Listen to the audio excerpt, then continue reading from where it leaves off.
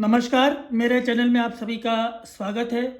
बहुत सारे लोग मेरे से ये पूछ रहे थे कि भाई मुझे ज्योतिष सीखना है और मैं ज्योतिषी बन सकता हूँ और इसके लिए मुझे क्या करना पड़ेगा, कौन सी किताब खरीदूँ, किस प्रकार से करूँ। और कई लोगों को जो है ज्योतिष के जो मैथमेटिक्स पार्ट है उसमें दिक्कत हो रही थी। तो उसके लिए यहाँ पर मैं आप लोगों को एक किताब सजेस्ट कर रहा हूँ। इसका नाम है सुगम ज्योतिष प्रवेशिका और ये गोपेश कुमार ओझा जी के द्वारा लिखी हुई है। इसी वीडियो में मैं आपको इस किताब में ये भी बताऊंगा कि आपको किस प्रकार से पढ़ना है, कैसे आप इसको पढ़ करके आप ज्योतिष सीख सकते हैं। उसके पहले अगर आप ये किताब खरीदना चाहते हैं तो ये किताब का मूल्य करीब 150 रुपये के आसपास है।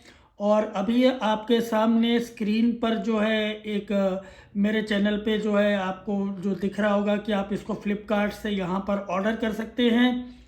और अगर आप फ्लिपकार्ट से ऑर्डर नहीं करना चाहते हैं तो मेरे इस वीडियो के अंदर नीचे सब डिस्क्रिप्शन में सबसे पहले सबसे ऊपर अमेज़न का लिंक दिया हुआ है, इसी किताब का लिंक दिया हुआ है।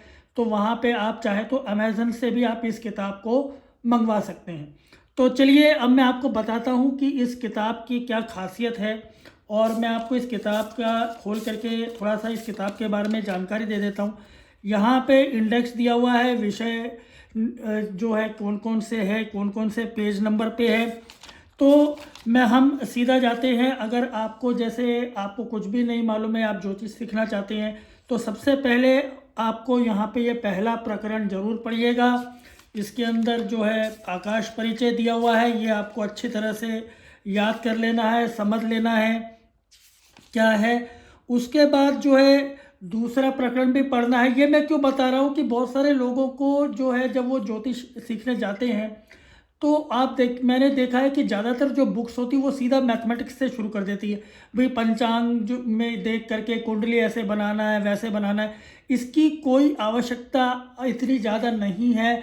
आज की तारीख में सॉफ्टवेयर्स आते हैं। मेरे चैनल पर ही एक और मैंने वीडियो डाला हुआ है, तो उसमें मैंने एक सॉफ्टवेयर बताया हुआ है, फ्री सॉफ्टवेयर है, काफ़ी अच्छा है।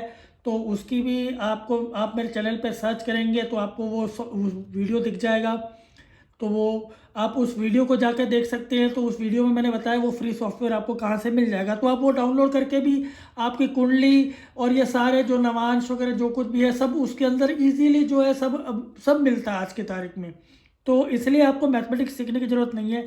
तो हम आगे आ जाते हैं। पहला प्रकरण के बाद जो है आपको ये दूसरा प्रकरण जरूर पढ़ लीजिएगा। इससे आपको थोड़ा बहुत समझ में आएगा कि भाई जो तिथियां क्या होती है, कृष्ण पक्ष, शुक्ल पक्ष वगैरह क्या होता है, ये अच्छी तरह से पढ़ लीजिएगा। उसके बाद जो है यहाँ पे तीसरा प्रकरण है पंचांग परिचय। तो ये मतलब पंचांग को किस प्रकार से पढ़ा जाता है। हालांकि ये जरूर पढ़ लीजिएगा। आपको इसके अंदर जो है ये नक्षत्रों के बारे में, कौन कौन से नक्षत्र कितनी डिग्री से शुरू होते हैं और फिर किस राशि में कौन कौन से नक्षत्र आते हैं, इसके बारे में दिया हुआ है। प्लस अगर आप जैसे कुंडली देखते हैं तो नामाक्षर के हिसाब से किस प्रकार से बच्चे का नाम रखना चाहिए, ये सब इसके अंदर यहाँ पर डिटेल दी हुई है। तो ये जरूर पढ़ लीजिएगा। उसके बाद आता है चौथा प्रकरण ग्रह और राशि परिचय। ये भी आवश्यक है पढ़ने के लिए कि भाई 12 जो राशियां हैं वो शरीर पे किस प्रकार से, किस जगह पे किस प्रकार से प्रभाव डालती हैं। तो इसको आप जरूर पढ़ लीजिएगा। उसी के बाद इस चौथे प्रकरण के अंदर ही जो है कौन कौन सी जो राशि है, कौन ग्रहों के बारे में, उनके जो है उच्च राशि, नीच राशि, मूल त्रिकोण वगैरह के बारे में इसके अंदर जानकारी दी हुई है। तो यह आप पढ़ लीजिएगा। ये चौथा प्रकरण जरूर पढ़ लीजिएगा, काफ़ी इजी है, कोई ज़्यादा दिक्कत नहीं है। इसी चौथे प्रकरण के अंदर जो है आपस में जो ग्रहों का मैत्री चक्र दिया हुआ है कि कौन कौन से ग्रह आपस में मित्र होते हैं, शत्रु होते हैं, सम होते हैं। यह बहुत इजीली इन्होंने यहाँ पे समझाया हुआ है, तो ये जरूर पढ़ लीजिएगा। उसके बाद आता है पांचवा प्रकरण मेन। अब यहाँ से आएंगे आप जन्म कुंडली बनाना। तो मैंने देखा कि बहुत सारे लोगों को इसमें दिक्कत होती है। तो मैं वही, जैसे मैंने वीडियो के शुरू में कहा, आपको कोई जन्म कुंडली बनानी नहीं है। आजकल बने बनाए सॉफ्टवेयर्स आते हैं, आप उसके अंदर, ये तो इवन ऑनलाइन भी आप जाएंगे और आप किसी का नाम, उसका जो डेट ऑफ बर्थ, आपको जो है टाइम और प्लेस डालना है, पूरी की पूरी कुंडली जो है वो इजीली बन के निकल आती है। तो लेकिन फिर भी इसको थोड़ा सा पढ़ लीजिएगा, जनरल दिया हुआ है। अब जैसे यहाँ कैलकुलेशंस दे रखी है, ये कैलकुलेशंस आपको नहीं आती कोई दिक्कत नहीं है, इसको समझ लीजिएगा। अगर क्या कर रहे हैं वो नहीं समझ में आए तो कोई दिक्कत नहीं है। हाँ, इस 5वें प्रकरण के अंदर जो है ये लगने वाली बात है, ये ज़रूर पढ़ लीजिएगा।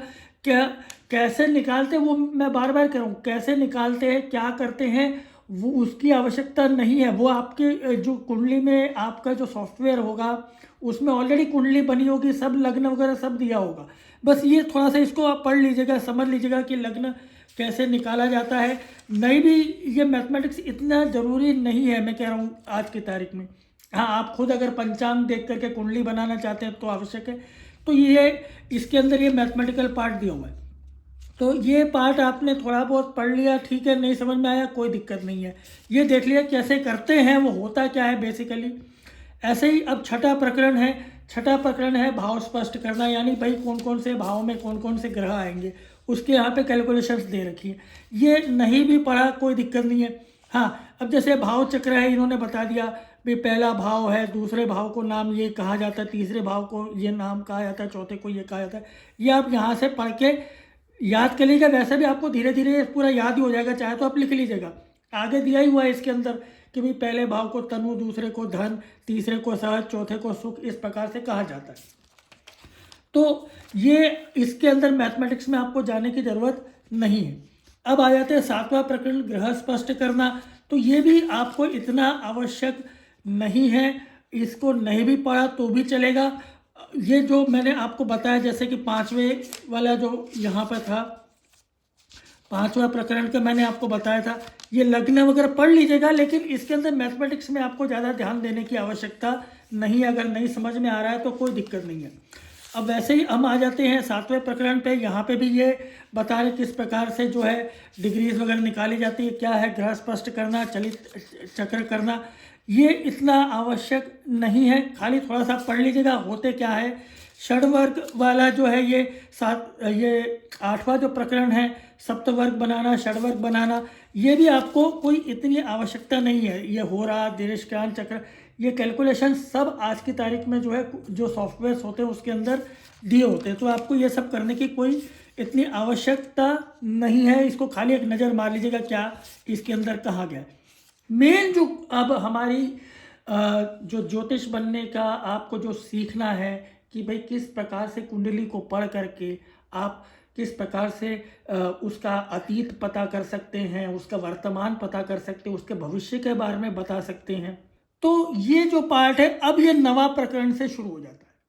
यहाँ तक जैसे मैंने आपको बताया, पहले जो आपने 4-5 प्रकरण पहले 4 अच्छे से पढ़ लिए, 5वें से आपने देख लिया, समझ लिया।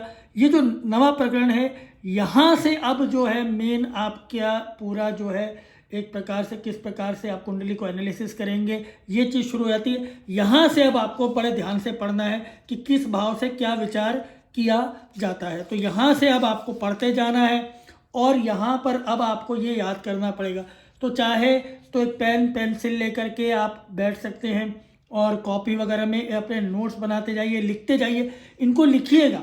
आप पढ़ेंगे ना तो भूल जाएंगे, ये लिखना पड़ेगा आपको। उसके बाद जैसे यहाँ पर इन्होंने कई जगह पे बहुत अच्छे तरीके से समझाया कि कौन सी कुंडली में, मान लीजिए कुंडली में यहाँ पे जैसे उन्होंने लिखा है कुंडली नंबर क्रमांक क में 5वें घर का मालिक जो मंगल अष्टम में बैठा हुआ है, वो 5वें भाव के फल को बिगाड़ता है क्योंकि 5वें भाव का स्वामी दूस्थान स्थित हुआ। तो अब ये आप जब यहाँ देखेंगे तो आपको इजीली समझ में आ जाएगा कि ये क्या कह रहे हैं। ये क्या कह रहे हैं कि 5वें घर का मालिक जो है वो कहाँ पर बैठा हुआ है, अष्टम में बैठा हुआ है, यहाँ पे बैठा हुआ है। तो ये आपको समझ आएगा कि मंगल अभी यहाँ पर अष्टम भाव में बैठा हुआ है। तो ये इस प्रकार से जब आप पढ़ेंगे तो आपको ये काफ़ी इजीली समझ में आते जाएगा। अब यहाँ पर जो है इन्होंने आगे पूरा डिटेल दिया हुआ वस्तुओं के कौन कौन से कारक होते हैं, क्या होता है।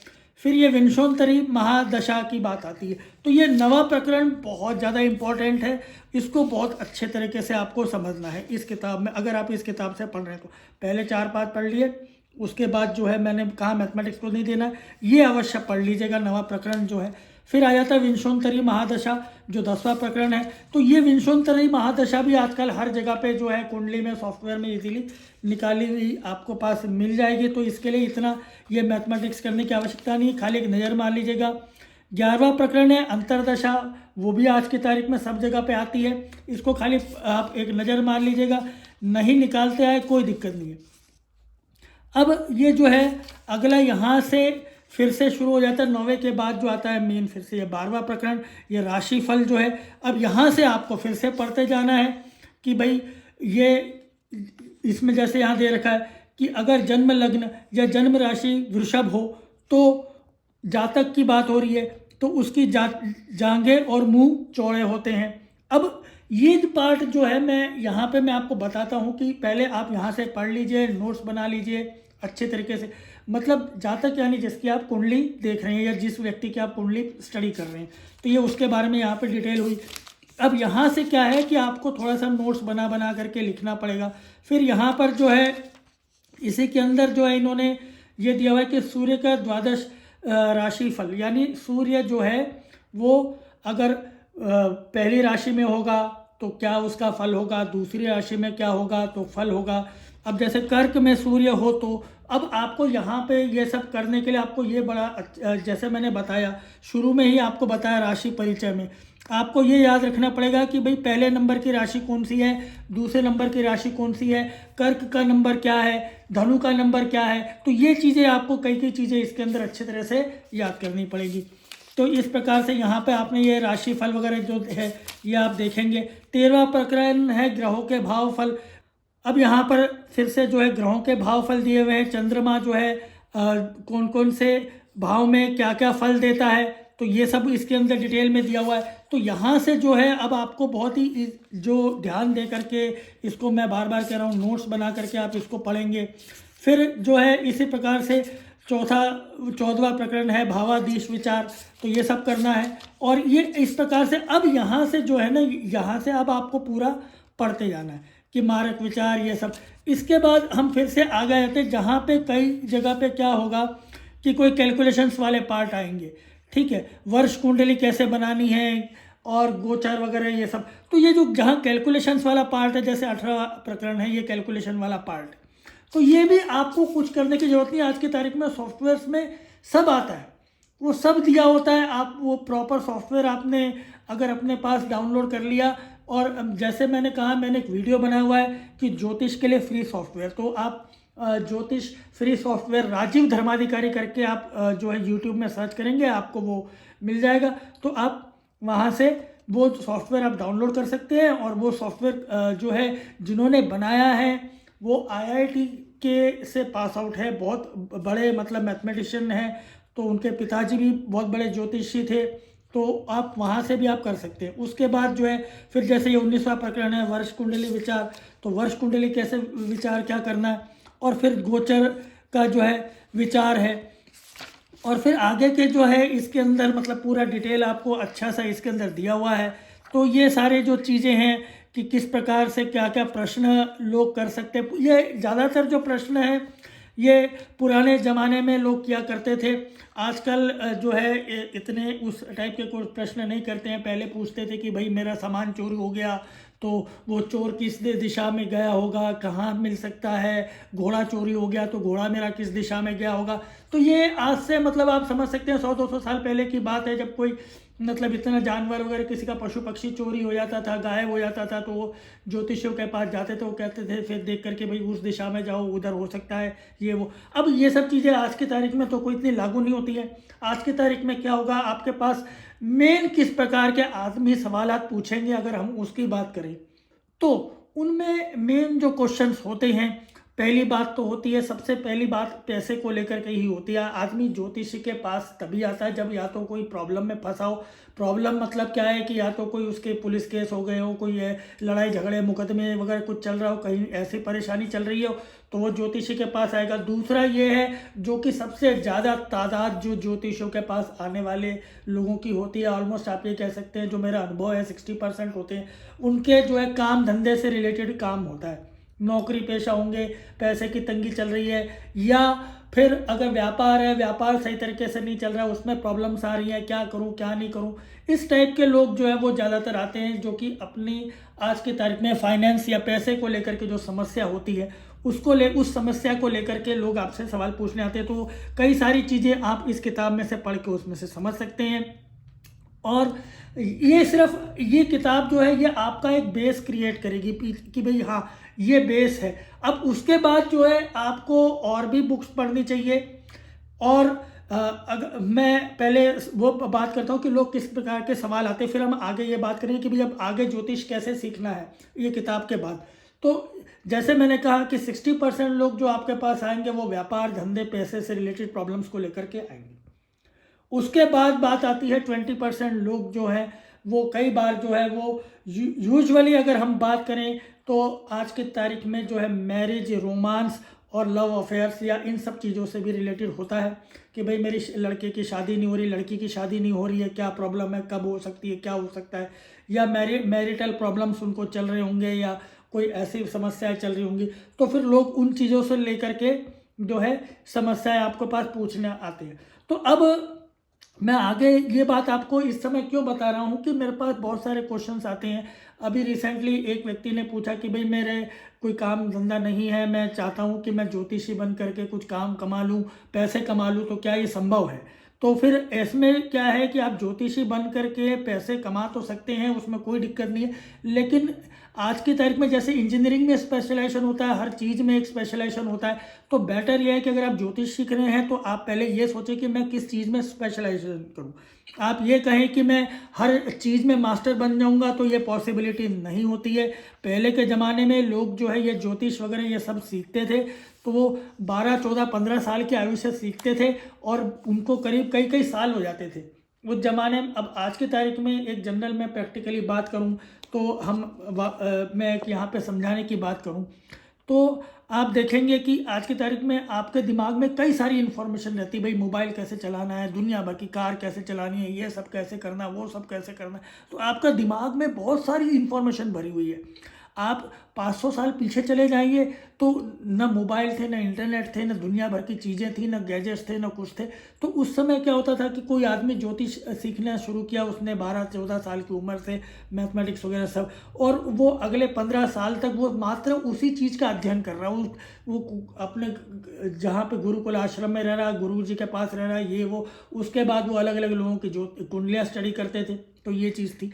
तो वो अच्छा हाँ, इसी से एक बड़ा इंपॉर्टेंट चीज़ आती है कि ज्योतिषी बनने के लिए ना जो आपको सबसे पहली चीज़ आपको जो यहाँ पे मैंने कहा कि ये जो 5वां प्रकरण है लग्न वाला जिसके इसके अंदर था, शायद 5वें में ही था वो, एक मिनट में यहाँ पे आपको देखा, 5वें प्रकरण में यहाँ लग्न वाली बात है। लग्न जो है इसके बारे में मैं यहाँ बोलना चाहूँगा कि आपको ना जब भी आप किसी की कुंडली देख रहे हैं तो आपको ना ये सबसे पहले ये चेक करना है कि क्या उसकी कुंडली में लग्न सही है या नहीं है। क्योंकि क्या होता है कि लग्न में अगर मान लीजिए कि लग्न चेंज हो रहा हो और उसी दौरान बच्चे का जन्म हो जाए तो अभी तो बड़ी एक्यूरेट सी होती है कि चलो ठीक है कि एग्जैक्टली बच्चा कब पैदा हुआ, लेकिन जिन लोगों की आप कुंडलियाँ देखेंगे वो 20-25 साल 40 साल पुरानी कुंडलियाँ हो सकती हैं। तो एग्जैक्टली ज़रूरी नहीं है कि उस ज़माने में डॉक्टर्स ने या जहाँ पे भी है उनका जो बर्थ टाइम था वो एग्जैक्टली उन वैसा ही हो। तो इसका बेस्ट तरीका क्या होता है कि आप जिसकी कुंडली देख रहे हैं उसकी कुंडली में जो उसने टाइम बताया उससे करीब 15 मिनट 30 मिनट और 40-45 मिनट आगे जा कर के आप देखिए कि उस कौन सा लग्न बन रहा है। ठीक है, सॉफ्टवेयर में डालेंगे तो कुंडली बन जाएगी। ऐसे ही जैसे किसी ने बोला कि भाई मेरा रात का 10:30 बजे का टाइम था, तो पहले आप ये देखिए कि क्या रात के 10:15 बजे भी ये कुंडली के अंदर वही लग्न और ग्रह उसी जगह पे है, क्या वही है। फिर आधा घंटा पे आगे जा कर के देखिए क्या वहीं पर है या चेंज हो रहे हैं। ठीक है, फिर ऐसे आपको मालूम पड़ जाएगा। अगर आधे घंटा में चेंज नहीं हो रहे हैं पहले के, ठीक है, मतलब आधे घंटे तक पहले जहां उन्होंने जन्म टाइम बताया उससे आधे घंटे पहले तक कोई भी उसमें चेंजेस अभी तक हमारी कुंडली में हमको ज़्यादा देखने को नहीं मिल रहे। हाँ, ग्रहों की जो डिग्रियां हैं वो डेफिनेटली चेंज हो जाएंगी, लेकिन वैसे चेंज हमको देखने को नहीं मिल रहे। फिर आप आधे घंटे बाद के 15 मिनट बाद देखिए कि क्या लग्न चेंज हो रहा है और आधे घंटे बाद देखें क्या जो ग्रहों की स्थितियां है वो चेंज हो रही है, तो फिर या आपको क्या करना है, उन दोनों कुंडलियों को लेकर के फिर स्टडी करनी है कि भाई ठीक है, इस व्यक्ति ने तो मुझे ये टाइम बताया था, लेकिन क्या ये इस व्यक्ति को भी सही टाइम मालूम है? ये भी हो सकता है कि भाई उसके जन्म के समय में जो है, जो वो जन्म समय बता रहा है उसके अंदर आधे एक घंटे का हेरफेर होना कोई मामूली बात नहीं है, बहुत ईजी मैटर है ये। और आप सोचें आज से 200-300 साल पहले, 400 साल पहले तो भाई लोग किस प्रकार से कैलकुलेट करते थे? अगर आपके पास आज मोबाइल नहीं हो और घड़ी नहीं हो, ठीक है, तो आपको एक जजमेंट लेने में दिक्कत हो जाएगी ना कि भाई मैं इस समय खड़ा हूँ और इस समय क्या समय हो रहा होगा। आप खुद ज़रा थोड़ी देर के लिए सोचिए कि आप दिन भर में एक दिन आप घड़ी भी नहीं पहने और मोबाइल भी आपके पास नहीं हो, तो फिर आप किस प्रकार से बाहर अंदाजा लगाएंगे? आप बाहर निकलेंगे दिन में तो आप ठीक है कि पेड़ की छाया कितनी है, कितनी छाया, भाई नॉर्मली मेरे घर की जो छत पे जब धूप आती है तो इतना आगे तक धूप रहती है, 2:30 बजे ये छाव इतनी है, तो 2 बज रहे होंगे दोपहर के, ये वो। लेकिन रात में कैसे जजमेंट होएगा? रात में कितना जजमेंट हो सकता है भाई? लोग अगर रात के समय के, तो पुराने ज़माने में क्या होता था कि जो ज्योतिषी के पास लोग जाते थे तो वो लोग जो है ये चेक करते थे कि भाई ये जो मुझे बता रहा है अपना टाइम, क्या ये सही बता रहा है कि नहीं। तो वो अलग अलग जो है उस डे के, रात के या दिन के अलग अलग लग्न बना करके फिर वो उससे जो है उसके पास्ट के बारे में क्वेश्चंस पूछते थे। भाई ठीक है, तुम्हारी मैरिज कब हुई, ठीक है, तुम्हारा ये कब हुआ, या तो अंदाजा लगाते थे कि भाई तुम्हारी मैरिज इस समय हुई, जो कुंडली है उसने बोला नहीं जी मेरी मैरिज इस साल में नहीं हुई। अच्छा, इस साल में नहीं हुई, तो फिर वो पीछे दूसरे 5-6 लग्न लेकर के देखते थे कि भाई ठीक है ये कुंडलियाँ हैं, इसके हिसाब से ये, इसके हिसाब से ये, उसके हिसाब से ये, उसके हिसाब से ये, फिर वो टैली करते थे। तो ये क्वेश्चंस इस प्रकार से क्या होता है कि अगर आपको ज्योतिष बनना है ना, तो आपको सीखना पड़ेगा कि भाई अपने मित्रों की, बाकियों की कुंडलियाँ देखें, सबकी कुंडलियाँ देखें। और एक चीज़ है, अपनी कुंडली कभी नहीं देखनी चाहिए। मैं एक चीज़ बड़ी बता रहा हूँ, मैं भी अपनी कुंडली नहीं देखता हूँ। मैं जब ज्योतिष सीखने गया तो सबसे फर्स्ट चीज़ जो मुझे ये सिखाएगी कि भैया कोई भी ज्योतिषी जो होता है वो अपनी कुंडली नहीं देखता है। अपनी कुंडली मत देखो, कभी भी मत देखो। तो ये चीज़ आपको ध्यान रखनी है, अपनी कुंडली नहीं पढ़नी है। तो उससे क्या होता है कि आप है ना फिर कर्म पे ज़्यादा विश्वास नहीं करते, भाग्य पे करना शुरू कर देते हैं, ठीक है। तो ये चीज़ हमेशा ध्यान रखना चाहिए कि अपनी कुंडली नहीं देखना चाहिए। मजाक उड़ाएंगे लोग, अरे साहब आप तो ज्योतिषी, आपको मालूम नहीं आपके साथ ये होने वाला, वो होने वाला, और बाहर में आन दो सब चीज़ों। कायदे से ये कहता है, कायदा ये कहता है यूजुअली कि अपनी और अपने घर वालों की कुंडली नहीं देखनी चाहिए, लेकिन फिर भी जो होता है लोग संयोगवश अपने पुत्र की कुंडलियाँ देखते हैं कि भाई ये इसका जीवन कैसे जाएगा, क्या जाएगा, तो वो ठीक है। लेकिन ओवरऑल जो है अवॉइड कीजिए कि अपनी खुद की कुंडली देखना, पहले दूसरों की देखना शुरू करिए। अपनी देखी भी तो पास्ट के लिए टैली करने के लिए देखिए कि हाँ मेरा पास्ट इस प्रकार से हुआ, मेरे साथ ये घटनाएं हुई, तो क्या ये मेरी कुंडली के हिसाब से सही बैठ रही है, नहीं बैठ रही, अपना ही लग्न चेक कर लिया। भविष्य को एनालिसिस करने की कोशिश ना करें तो बेटर है, ठीक है। ये वैसे जनरल बता रहा हूँ मैं, बाकी दूसरे लोगों की कुंडलियों का जरूर आप एनालिसिस कीजिएगा कि भाई क्या हो रहा है, किस प्रकार से हो रहा है। तो जैसे मैंने बताया लग्न का एक बार आपको कंफर्मेशन आ गया कि हाँ ठीक है ये लग्न के हिसाब से ये है, पास्ट चीज़ों के हिसाब से, अब कुंडली आ गई, अब उसका एनालिसिस करना शुरू करना। अब ये एनालिसिस पार्ट जैसे यहाँ पे दिया हुआ है, इसके अलावा खाली इसी बुक पे नहीं करिएगा। यहाँ पे मैं बिल्कुल फ्रैंकली बोलूँगा, बहुत बढ़िया किताब है। मैं आप लोगों को जो नए सीखना चाहते हैं, शुरू करना चाहते हैं, तो उनके लिए तो बहुत ही ईजी और अच्छी किताब है, सरल किताब है और सस्ती भी, कोई 150 रुपये, कोई बहुत ज़्यादा महंगी भी नहीं है। फिर आप दूसरी अलग अलग आपको बुक्स खरीदनी पड़ेंगी। तो एक और बुक है जो मैंने ही जो ज्योतिष के लिए बेस्ट किताबों के लिए मैंने एक वीडियो बनाया था, उसके अंदर एक और है ज्योतिष रत्नाकर करके। तो पहले आप इसको पढ़ लीजिए, इसको सीख लीजिए, फिर आप भले ही वो ज्योतिष रत्नाकर से भी पढ़िए, और फिर आप जो है कम से कम 3, 4, 5 अलग अलग बुक्स जो है, जब आपको ये आ जाए फिर इसको पढ़ लिया, अपनी नोट्स बना के रख लिए, फिर दूसरी बुक्स पढ़िएगा।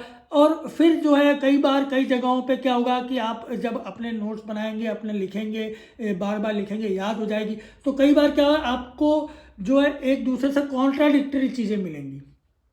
कॉन्ट्राडिक्टरी यानी क्या है कि एक किताब में लिखा है कि भाई अगर ये फलाना ग्रह इस राशि में हो, इस प्रकार से हो, ऐसे ऐसे इसके ऊपर दृष्टि पड़ रही हो तो ये होगा, और दूसरी किताब में उसी पार्ट के लिए कुछ और लिखा हुआ है। तो फिर यहाँ पे जो है एक कन्फ्यूजन वाली स्टेट डेफिनेटली आती है। तो आप इसलिए मैं कई सारी बुक्स को आप पढ़ना शुरू कीजिए। कोई बहुत ज़्यादा आज की तारीख में आपको संस्कृत या कुछ ऐसे सीखने की आवश्यकता नहीं है, ठीक है। ये जान के चलिए कि जिन्होंने किताबें लिखी वो भी मनुष्य ही थे, और तो आप अलग अलग बुक्स से पढ़ेंगे, अलग अलग करेंगे, तो फिर आपको जो है धीरे धीरे धीरे धीरे आपका खुद का एक्सपीरियंस जो है वो आपको बताएगा कि मुझे ऐसी स्थिति में क्या करना है। अब आ जाते हैं फाइनली जो है कि क्या मैं ज्योतिष बन सकता हूँ और मुझे ज्योतिष बनने के लिए क्या करना चाहिए, उस क्वेश्चन पे। अब ये बड़ी इंपॉर्टेंट चीज़ है। देखिए, मैंने अभी वीडियो में ही शुरू में कहा कि आप सारी चीज़ें नहीं कर सकते। सारी चीज़ें करने के लिए मैंने कहा कि भाई पहले के ज़माने के लोग सारी चीज़ें कर लेते थे। उनके पास 15-15, 20-20, 25-25 साल होते थे, वो लगातार एक ही सब्जेक्ट सुबह से शाम तक पढ़ते रहते थे, तो उन्हें सब याद होता था। आपके पास ये नहीं है। आप टीवी भी देखेंगे, आप न्यूज़ भी पढ़ेंगे, आपका ध्यान इधर भी है उधर भी है। उस ज़माने में उनकी दुनिया छोटी सी होती थी। गुरुकुल आश्रम, इधर गए उधर गए, लोग आए, कुंडली पढ़ी, ये स्टडी किया, वो एक अलग चीज़ थी। अब नहीं है।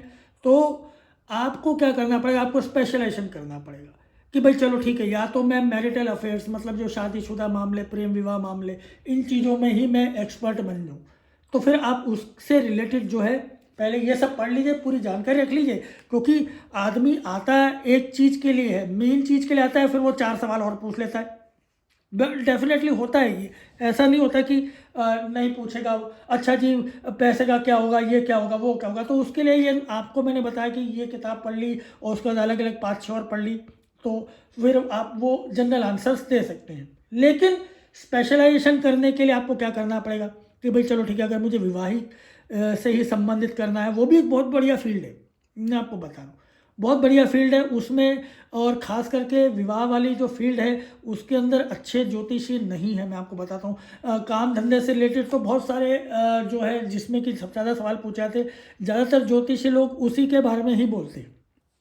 लेकिन अगर आप ये विवाहिक वाले पार्ट में चले जाएंगे तो ये एक ऐसा नीच, जिसको हम बोलते हैं NICH, इंग्लिश की बात कर रहा हूँ, नीच नहीं, नीच हम बोल सकते हैं कि एक अलग ऐसा हिस्सा है जिसमें कि अभी बहुत कम लोग हैं, बहुत कम एक्सपर्ट लोग हैं।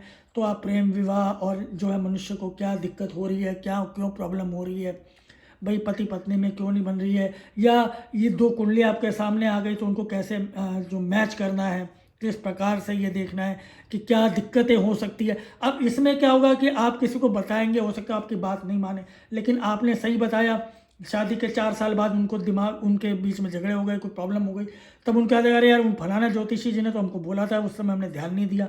फिर उनको ये चीज़ समझ में आ जाए कि हाँ यार ये अच्छे व्यक्ति है। अब वो भले ही उनके घर में कोई विवाह नहीं होने वाला हो, लेकिन किसी और के यहाँ शादी होने वाली होगी, वो बोलेंगे यार उनके पास जाओ, उनसे पूछो, उन्होंने हमको उस समय बोला था, हमने ध्यान नहीं दिया था। तो समय लगता है इन चीज़ों में, ये एकदम नहीं होगा। लेकिन हाँ, आप जैसे आप चाहे तो वैवाहिक वाले पार्ट के अंदर चले जाएंगे तो उसके अंदर के लिए। दूसरा है कि जो मैंने कहा एक और पार्ट है कि भाई मुकदमेबाजी वाले जो है, पुलिस केस, मुकदमेबाजी, शत्रु वाले केस है, तो इसके लिए भी बहुत सारे लोग आते हैं। लेकिन ये जो पार्ट है ये बेसिकली आप ये समझिए कि कम पार्ट है, 10-15% ही लोग ऐसे होंगे जो ऐसे मामलों में आते हैं कि भाई मेरा फलाना हो गया, ये कोई तकलीफ दे रहा है, वो कर रहा है, वो कर रहा है। तो वो अक्सर ऐसे लोग तांत्रिकों के पास जाना ज़्यादा पसंद करते हैं। ये थोड़ा वीडियो लंबा हो रहा है, लेकिन मैंने समझाना चाह रहा हूँ खास करके उन लोगों के लिए कि ज्योतिष कैसे बनना चाहते हैं, क्या करना चाहते हो ज्योतिष में, क्योंकि ये एक ऐसी फील्ड है जैसे इंजीनियरिंग में गए, कंप्यूटर साइंस है, मैकेनिकल है, और बहुत सारे हैं, इलेक्ट्रिकल है, इलेक्ट्रॉनिक्स है, तो आजकल लोग सारे कंप्यूटर साइंस में घुसते हैं। लेकिन इसका मतलब ये तो नहीं कि दूसरी फील्ड्स के लिए नहीं है। दूसरी फील्ड में, हर फील्ड में जो टॉपर होगा वो उसको अच्छी जॉब मिलेगी, वो अच्छा कमा रहा होगा। तो यही चीज़ यहाँ पे। दूसरा है आप मुकदमेबाजी में जा सकते हैं कि भाई चलो ठीक है, आपका शत्रु के कारण ये हो रहा है, ये कुंडली में इस प्रकार से ये है, फलाना इतने समय तक चलेगा, ऐसा ऐसा, ठीक है, उसके उपाय भी हो। वैसे तो इन चीज़ों के उपाय ऑनेस्टली देखा है तो कम ही होते हैं। आप ग्रहों की शांति के लिए जो है वो कार्य कर सकते हैं, लेकिन आप किसी को ये बता सकते हैं कि भाई हाँ ये रीजंस हैं। और फिर फाइनली जो है अगर आप बिजनेस वाले पार्ट में आते हो तो फिर उसके लिए आपको बिल्कुल जो है कि भाई जो है पैसे वाले पार्ट को ही पूरा देखना पड़ेगा कि हाँ भाई चलो ठीक है, किस काम से इसके किन कारणों से इसके पास पैसा आ रहा है नहीं आ रहा है, कौन से भाव में मेरे को ज़्यादा ध्यान देना है, क्या करना है, 9वें भाव पे क्या क्या दृष्टि पड़ रही है, क्या हो रहा है। तो ये सारी चीज़ें जो है ना, ये चीज़ें फिर आपको अच्छी तरह से वहाँ पर स्टडी करनी पड़ेगी। तो ओवरऑल आप सारा सीखिए, लेकिन फिर एक चीज़ में स्पेशलाइजेशन करें और उसमें बहुत अच्छे हो जाएं, तो फिर जो है आप ये समझिएगा कि आप ज्योतिष में बहुत अच्छा कर सकेंगे और बहुत अच्छा कमा सकेंगे। एक बार आपका ये हो गया। अब इसके लिए क्या करना चाहिए, कैसे करें? तो सबसे पहले आप क्या करें कि भाई जो आपके फ्रेंड्स हैं, जो मित्र हैं अच्छे, उनसे उनका जो है टाइम वगैरह मांगिए, उनके जो क्या कुंडली वगैरह मांगिए और उस कुंडली को स्टडी कीजिए। और फिर मैंने जैसे बोला कि अलग अलग लग्न की बना करके स्टडी कीजिए। तो क्या है कि मित्रों से आप कई बार कोई सवाल पूछ सकते हैं कि भाई क्या तुम्हारे जो मैरिज का तो आपको आइडिया होगा, मतलब नहीं भी होगा तो उनसे पूछ सकते हैं भाई इस समय वैसा हुआ, क्या हुआ, मेन जो चीज़ें हैं। और फिर उनको आपने देखा कि भाई इसकी कुंडली मैच नहीं हो रही है जो ये मुझे बता रहा है, तो अलग अलग 15-20 मिनट, आधा घंटा आगे पीछे, पौन घंटा आगे पीछे जो है आपने आ करके देखा कि भाई क्या उसका दूसरा चेंज लग्नों में ज़्यादा से ज़्यादा क्या होगा, 3 टाइप के लग्नों की कुंडली बनेंगी और तो कुछ नहीं बनेगी, ज़्यादा तो नहीं बनेगी, है ना। तो आपको वो स्टडी करनी है। और फिर जो है ऐसे आप पहले फ्रेंड्स की स्टडी कीजिए, फिर अपने क्लोज रिलेटिव्स की स्टडी कीजिए, क्योंकि उन लोगों से शुरू में क्या होगा कि आपको बहुत ज़्यादा बार बात करनी पड़ेगी कि यार मेरे को तेरे को तुम्हारी कुंडली में पास्ट में ऐसा दिखा। उनका पास्ट स्टडी कीजिए, फ्यूचर करने की कोशिश नहीं करना है, इनिशियली पास्ट को स्टडी करना है कि भाई पिछला क्या हुआ।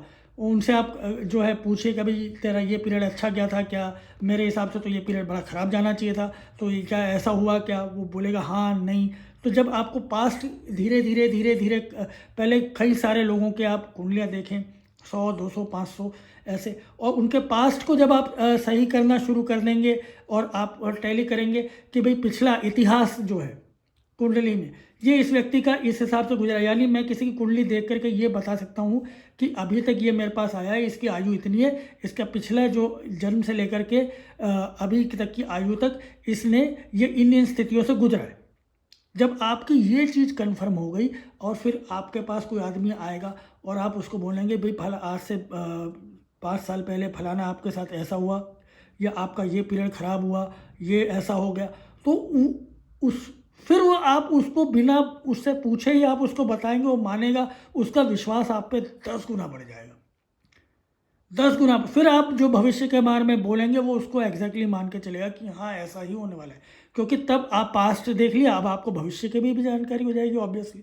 तो यही तरीका है करने का, बेस्ट तरीका यही है। इसी प्रकार से आप काम करेंगे फिर आपका अच्छा हो जाएगा। तो ये एक छोटा सा मैंने वीडियो बनाया। तो जैसे मैंने कहा, मैं हर बार लोग मेरे से पूछते हैं क्या करूं कैसे करूं, तो मैं उनको एक ही सलाह देता हूं कि भाई ऐसा है कि पहले जो है इस प्रकार से स्टडी करो, पहले अपने बिल्कुल क्लोज जानकारों की स्टडी करो जिनसे तुम बार बार इंटरेक्ट करके पूछ सकते हो। तो लोगों का पहले जो है जो पिछला जो समय कैसे गुजरा उसको अगर तुमने सही से अंदाज़ा लगाना सीख लिया, उनसे पूछ लिया, और फिर देखो कि तुम आपसे क्या गलती हो रही है, क्या कारण हुए, क्या चीज़ देखना मैं भूल गया, क्या मैं किसी ग्रह की दृष्टि पड़ रही थी मैं ये देखना भूल गया। और इसके अंदर एक चीज़ बड़ी इंपॉर्टेंट है जो मैंने यहाँ पे जो पहले जो 4-5 प्रकरण है उसके अंदर, कि ग्रहों की डिग्रियाँ, ये बड़ा ज़रूरी है कि कौन सा ग्रह जो है वो कितनी डिग्री पे है। तो ये देखना बहुत ज़रूरी है। भाई ठीक है, किसी कुंडली में सूर्य है, किसी राशि में सूर्य है, ठीक है, किसी भाव में सूर्य है, तो अब कुंडली में तो सूर्य होता ही है, तो अब वो उस जगह पे जब है तो उसकी डिग्री कितनी थी, मतलब क्या वो स्टार्टिंग की डिग्री में था या एंडिंग पीरियड में था या पीक पीरियड में था। तो ये चीज़ आपको देखना बहुत ज़रूरी है। उससे ये पता चलता है कि ग्रह जो है वो दुर्बल था, बली था, कितना था, उसकी स्ट्रॉन्ग कितना था। जब आप इन चीज़ों को अच्छी तरह से स्टडी कर पाएंगे, समझ पाएंगे, फिर आपकी जो है जजमेंट सही निकलेगी। तो ज़्यादातर जगह क्या होता है, लोग अच्छा भाई यहाँ पे मंगल बैठा हुआ है, ठीक है, मंगल बैठा है, लेकिन उसकी उस समय डिग्री कितनी है, कितना पावरफुल है मंगल, जहाँ पे बैठा है वो वहाँ पे कितना पावरफुल है, ये बहुत कम लोग देखते हैं। बहुत कम लोग इस चीज़ को समझते हैं।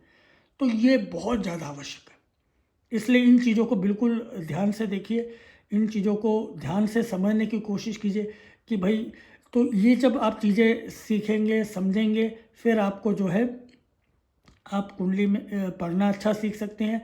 तो और बहुत ज़रूरी चीज़ है, बहुत ज़रूरी चीज़ है, लास्ट बार बार दोहरा रहा हूँ, लिखें। इसको पेन पेंसिल से लिखते जाए, जो भी आप पढ़ रहे हैं पेन पेंसिल से कागज़ों पे लिखें, रजिस्टर के रजिस्टर्स भर दीजिए, फिर आपको समझ में आएगा। और ये ऐसी चीज़ है जिसमें आपको डेली लगना है। आप 2 महीने छोड़ देंगे, सब भूल जाएंगे, ये फैक्ट है। ये बिल्कुल फैक्ट है। आपने 4 महीने किसी की कुंडली नहीं देखी, आप ये समझ लीजिए कि आपका 60% जो आपके माइंड में जो नॉलेज था वो ख़त्म हो जाएगा। इसलिए रोज़ देखने की आदत डालें। तो ये चीज़ ज़रूर करें। और एकदम जो है टॉप के लोगों की कि भैया किसी की ने अब बैठ करके मैं किसी अच्छे नेता की कुंडली देखता हूँ, किसी अभिनेता की कुंडली देखता हूँ, वो सब देखने की कोई ज़रूरत नहीं है। उनकी ज़िंदगी की बहुत सारी चीज़ें आपको मालूम ही नहीं होंगी, ठीक है। वो है जो दिखावा आपको दिखता है। तो हमेशा उन लोगों की शुरू करें जिनसे आप बात कर सकते हैं, जिन पे आप भरोसा कर सकते हैं। उनको बताएं कि भी मैं स्टडी कर रहा हूँ, और फिर वहाँ से करिएगा, अच्छा हो जाएगा। तो ये वंस अगेन, ये जो किताब थी इसका मैंने जो कैसे ख़रीदना है, तो अगर आप फ्लिपकार्ट से ख़रीदना चाहते हैं तो वापस इस वीडियो के बिल्कुल स्टार्टिंग में चले आइए। स्टार्टिंग के शुरू के जो सेकंड्स में, कुछ पहले ही मिनट में मैंने इसका लिंक दिया हुआ है, वहाँ से किताब आप मंगवा सकते हैं फ्लिपकार्ट से। और आप अमेज़न से मंगवाना चाहते हैं तो अमेज़न में जो है आप जा कर के नीचे मेरे ही वीडियो के डिस्क्रिप्शन में लिंक दिया हुआ है, तो वहाँ से आप अमेज़न से किताब मंगवा लीजिएगा। और पीडीएफ के चक्कर में मत पड़िएगा कि ये किताबें जो हैं ये हमेशा आपके पास होनी चाहिए। पीडीएफ से इतना क्लियर आपको समझ में नहीं आएगा, हर बार माउस से कर्सर ऊपर नीचे करते रहेंगे। उससे बेटर है कभी कोई चीज़ देखनी है, फ़ौरन खोला, पन्ना खोला, देखा, तो वो एक आंखों के सामने होना चाहिए। तो एक किताब ज़रूर रख लीजिएगा। और आशा करता हूँ वीडियो पसंद आया तो लाइक ज़रूर कर दीजिएगा। लंबा वीडियो था, लेकिन आशा करता हूँ इससे अगर मेरे 100 लोग ये वीडियो देख रहे हैं, उनमें से अगर 10, 15, 20 लोग भी अगर ज्योतिष बनने का कोशिश करते हैं, उनमें से 5 लोग भी मेहनत करते हैं जितनी, और अच्छा ज्योतिष बनते हैं, तो मैं समझूंगा कि ठीक है, ईश्वर ने जो मुझे आज सब कुछ दिया है, प्रदान किया है, तो मैं उसका एक अंश मात्र जो है वो समाज को लौटा पाया। तो उसके लिए भी मैं काफ़ी खुश रहूँगा, खुद को भाग्यशाली मानूंगा। और जिन लोगों ने भी ये किताबें लिखी हैं, जो ज्योतिष के जितने भी लोग हैं, उन सबको मेरा प्रणाम। जिन्होंने सॉफ्टवेयर बनाया उनको प्रणाम। तो सुबह जो है जब भी पढ़ना शुरू करें, एक अपने जो है सामने गणपति जी, लक्ष्मी जी और सरस्वती, इनकी एक फ़ोटो जरूर रखिएगा। उनको अगर बत्ती, धूप बत्ती लगाए, दिया लगाया, वहाँ पे एक दिया लगा करके पढ़ाई शुरू करें, चाहे दिन का समय भी क्यों ना हो। मैं बिल्कुल फैक्ट बता रहा हूँ, जो मैं आपको जो चीज़ें बता रहा हूँ, जैसे हमने सीखने शुरू किए। भैया एक छोटा सा तेल का दिया लगाया है ना, हाथ जोड़े, धूप बत्ती अगरबत्ती लगाई, पढ़ना शुरू कर दिया। सुबह जब पहली बार शुरू कर रहे हैं हमेशा, और नहा धो करके अगर बैठ सके तो बढ़िया, ठंड के दिन में नहीं बैठे कोई बात नहीं, अगरबत्ती दिया लगा करके बैठ जाए और फिर पढ़ना शुरू कीजिएगा। सरस्वती की आशीर्वाद रहेगा, गणपति जो है वो बुद्धि प्रदान करेंगे, और लक्ष्मी जी के वजह से जो है पैसा आ जाएगा। तो ये सारी चीज़ें थी। तो वंस अगेन, वीडियो पसंद आया तो लाइक ज़रूर कर दीजिएगा, चैनल को सब्सक्राइब जरूर कर दीजिएगा। और आप सबको ज्योतिष सीखने के लिए बहुत बहुत जो है मेरी ओर से शुभकामनाएँ, बेस्ट ऑफ लक, और थैंक यू।